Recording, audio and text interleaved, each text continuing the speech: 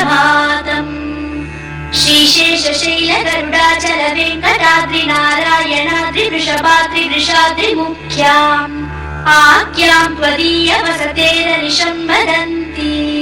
श्रीवेङ्कटाचलपते तव सुप्रभातम्।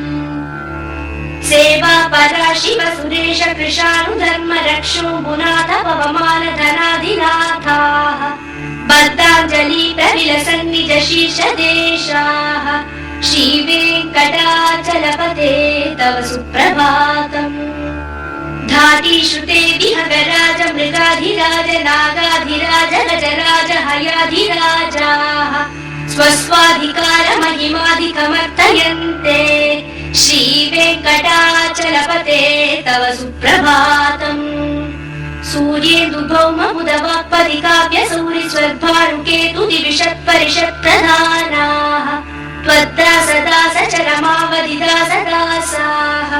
श्रीवेङ्कटाचलपते तव सुप्रभातम्।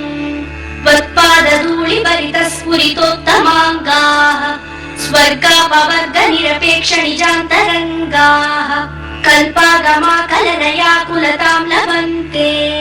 श्रीवेङ्कटाचलपते तव सुप्रभातम्। त्वद्गोपुराग्रशिखराणि निरीक्षमाणाः स्वर्गापवर्ग पदवीं परमां श्रयन्तः मर्त्या मनुष्य भुवने मतिमाश्रयन्तः।